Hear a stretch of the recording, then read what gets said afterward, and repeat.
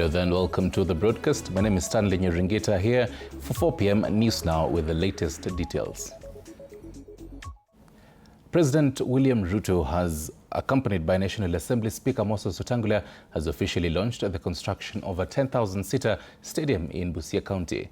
The groundbreaking marks a key step in the government's plan to improve sports infrastructure and provide modern facilities for athletes. The stadium is expected to promote youth development by encouraging sports participation and supporting talent identification.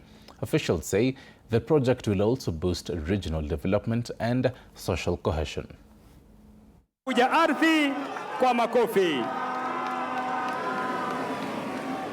Itakayoitwa Raila Odinga. Sasa nimekuja kujenga stadium mpya hapa Busia. Hii stadium yenu itakuwa 10,000 seater stadium. Patia pesa ya serikali milioni 900 na hiyo stadium itakabilika kabla ya Disemba. Mimi nimewapatia ilani. Wale viongozi wote wa ukabila, nyinyi nafasi hamuna tena katika taifa letu la Kenya. Meanwhile, the Ministry of Health has received emergency medical supplies from the World Health Organization to support flood response efforts. The supplies, including medicines and diagnostic equipment, are expected to benefit over 5,000 people affected by floods. Officials say the kits will support response teams and help prevent disease outbreaks as heavy rains continue. The Ministry of Health, in collaboration with the county governments and partners, has activated emergency preparedness and response mechanism to ensure that communities at risk receive timely health services. Beyond the immediate response, WHO is supporting incident management support teams with a comprehensive needs assessment to the overall impacts of flooding, both in terms of the current response and preparedness for anticipated future rainfall. We expect the results of this assessment to be ready next week, and this will provide essential guidance for allocation of resources and planning of subsequent response and preparedness activities. And Busia Governor Paul Otoma has been sued of an alleged assault incident. A petition filed at the Milimani High Court seeks 100 million shillings in damages, accusing the governor of assault and intimidation during a county event in Funyula. The petitioner, Yusuf Suleiman Hamisi, claims he was assaulted while queuing for maize seed distribution. Court documents allege that the incident was witnessed by members of the public and recorded on video. He is represented by lawyer Dunstan Omare. He was blindfolded, then was put in a vehicle to be driven back to Busia County.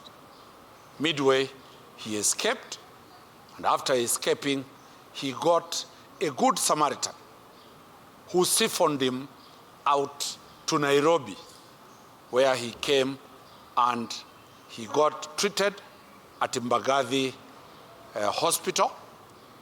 He got his P3 form signed at Mbagathi Hospital. He's now in a safe place, hiding from the governor of Busia. Aggrieved with this conduct, he sought our instructions, and we got to file a petition before the Constitutional and Human Rights Division of the High Court. Several questions made the judge to demand that he will not deal with the matter ex parte. We appear before the judge today.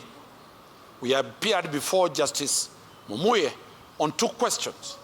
Why can this matter not be handled in Busia High Court? Still on matters courts, the Central Organization of Trade Unions, COTU, has dismissed a petition challenging the re-election of Secretary General Francis Atwoli, terming it baseless. Long-serving SG Atwoli says the petitioner is not a union member and has no legal standing. He maintains that the election met all constitutional requirements with full participation from affiliates. COTU says the matter is now before the courts.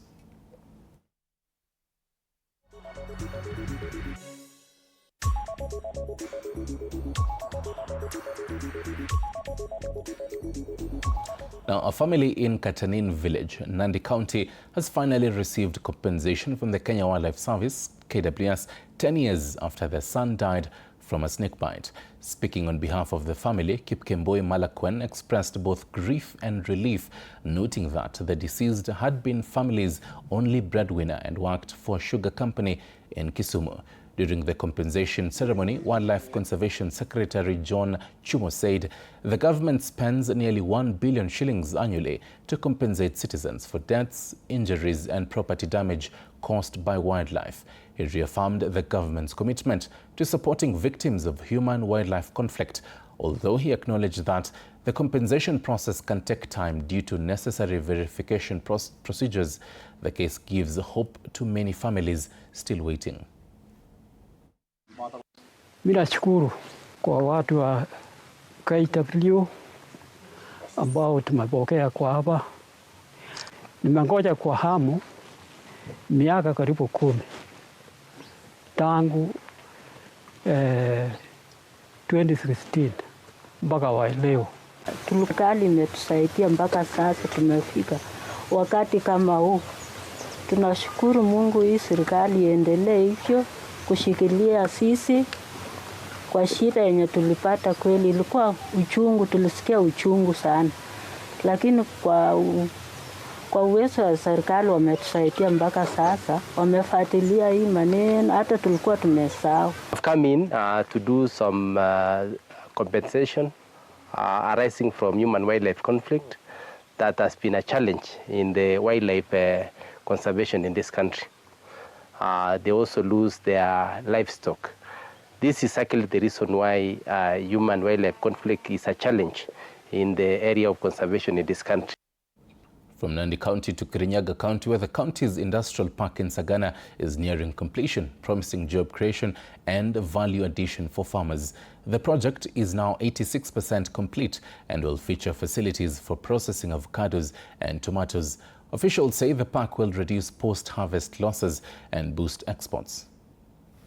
That by the time the contractor is done with the brick and mortar or during his contract period, the other things that we are doing as the county, we shall be able to implement so that this particular project can be launched. Indirect ni wale ambao hawafanyi kazi hapo, lakini biashara zenu za kule nyuma ndio zinafanya hiyo industry iende mbele, si ndio? Wale ambao wako na avocado zao kule, kwa sababu hizo avocado ndio zitakuwa zinatengenezwa mafuta. Wale ambao wanakuza nyanya, kwa sababu hizo nyanya ndio zitakuwa zinatengenezwa tomato paste. Wale ambao wanakuza kahawa, kwa sababu kahawa ndio itakuwa inafanya processing. How indirect will be not less than 100,000 Kirinyaga homesteads. Let's take you to the western part of the country. The Unclaimed Financial Assets Authority, in partnership with Cape Media, has launched a roadshow in Homa Bay County. The initiative seeks to help Kenyans identify and claim their unclaimed financial assets. Officials say teams will move across the county to engage and assist residents.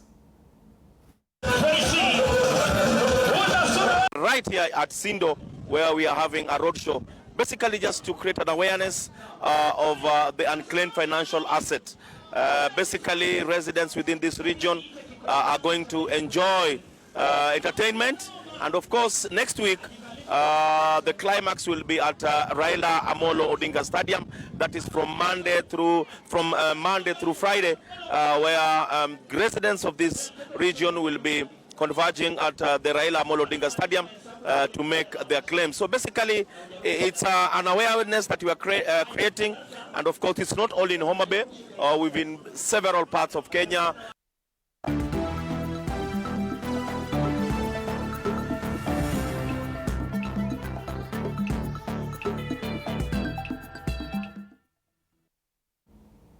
To sports news now, and Confederation of African Football has awarded Morocco the AFCON title after overturning the final result. Senegal were ruled to have forfeited the match after walking off in protest. CAF changed the results to a 3-0 win for Morocco. Senegal has announced plans to appeal the Court of Arbitration for Sport. Le premier 12e Gaïndé qui enfile sa médaille.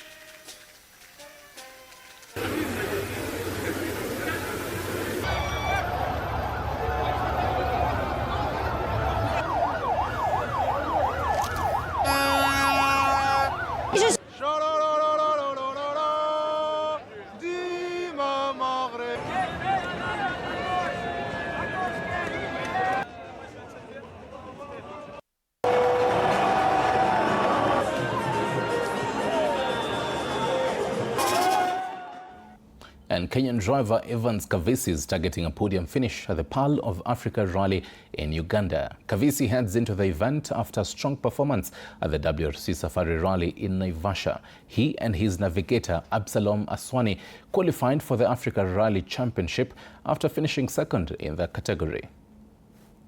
We were able to just pick up the lesson. So the important thing is to learn the lesson that is required through that phase. Learn that lesson and implement. Not done this outside of Kenya, but we are looking forward to seeing how we can be able to come out strong when we go to the next stage of Pearl.